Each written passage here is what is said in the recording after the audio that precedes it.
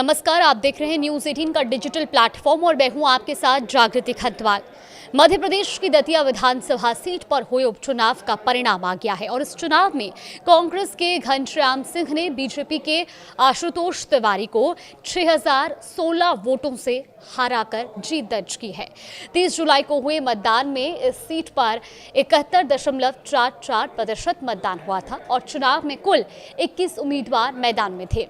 मुख्य मुकाबला कांग्रेस और बीजेपी के बीच माना जा रहा था, लेकिन नतीजों के बाद तीसरे स्थान पर रही आजाद समाज पार्टी भी चर्चा का बड़ा विषय बन गई है और वो क्यों, वो भी आपको बताएंगे। देखिए, सबसे पहले आपको बताते हैं कि आखिर दतिया में उपचुनाव क्यों हुआ।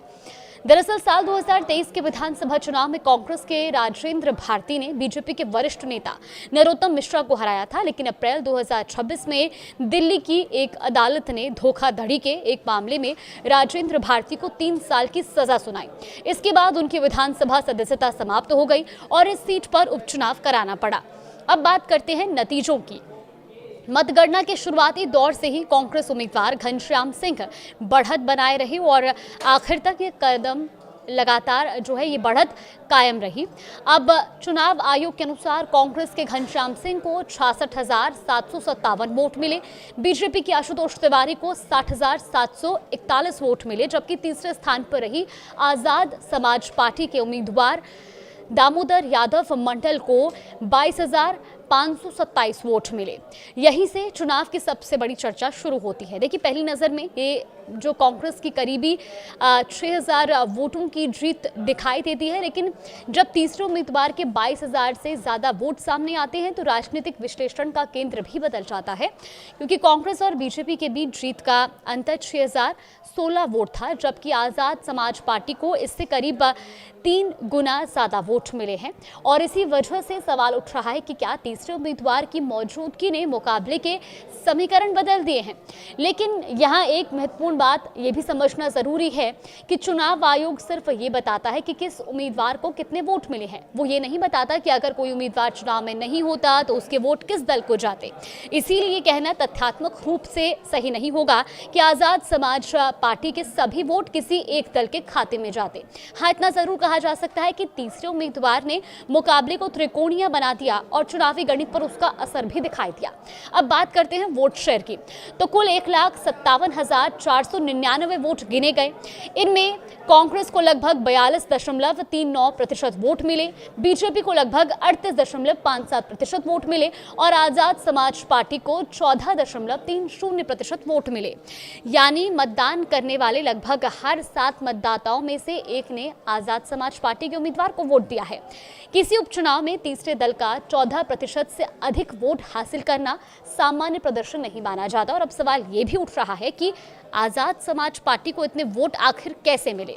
देखिए, राजनीतिक विश्लेषणों के अनुसार पार्टी ने दलित मतदाताओं के साथ साथ यादव समुदाय के वोटों तक भी पहुंच बनाने की कोशिश की।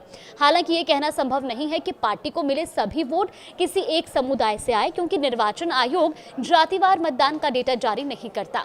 स्थानीय राजनीतिक आकलनों में दतिया में अनुसूचित जाति के मतदाताओं की संख्या करीब 58 से 60,000 बताई जाती रही है, लेकिन यह आधिकारिक आंकड़ा नहीं है। अब एक और दिलचस्प तुलना, साल 2023 के विधानसभा चुनाव में आज़ाद समाज पार्टी को सिर्फ 490 वोट मिले थे, लेकिन 2026 के उपचुनाव में पार्टी को 22,527 वोट मिले हैं, यानी करीब 22,000 वोटों की बढ़ोतरी और पिछले चुनाव की तुलना में लगभग 46 गुना बेहतर प्रदर्शन। हालांकि यहाँ ये भी ध्यान रखना जरूरी है कि उपचुनाव और सामान्य विधानसभा चुनाव की परिस्थितियां अलग होती हैं। उम्मीदवार, मतदान प्रतिशत और साथ ही स्थानीय मुद्दे बदल सकते हैं, इसीलिए दोनों चुनावों की सीधी तुलना सावधानी से की जानी ज्यादा जरूरी है। इस चुनाव का एक राजनीतिक पहलू और भी है। देखिए, राजनीतिक विश्लेषकों के अनुसार दतिया का चुनाव बीजेपी और कांग्रेस दोनों के लिए प्रतिष्ठा का सवाल बन गया था और ये चुनाव मध्य प्रदेश बीजेपी के नए अध्यक्ष हेमंत खंडेलवाल की पहली चुनावी परीक्षा भी माना जा रहा था। तो कुल मिलाकर दतिया उपचुनाव में कांग्रेस ने सीट बरकरार रखी है, बीजेपी दूसरे स्थान पर रही है। वहीं आजाद समाज पार्टी ने भले ही सीट नहीं जीती, लेकिन 22,000 से ज्यादा वोट और 14.30% वोट शेयर हासिल कर अपनी मजबूत मौजूदगी दर्ज कराई है। ये कहना कि तीसरे दल ने किसी एक पार्टी की हार या जीत तय कर दी उपलब्ध आधिकारिक आंकड़ों के आधार पर संभव नहीं है, लेकिन इतना जरूर कहा जा सकता है कि त्रिकोणीय मुकाबले ने चुनावी समीकरणों को प्रभावित किया और अंतिम परिणाम में कांग्रेस बढ़त बनाए रखने में सफल रही।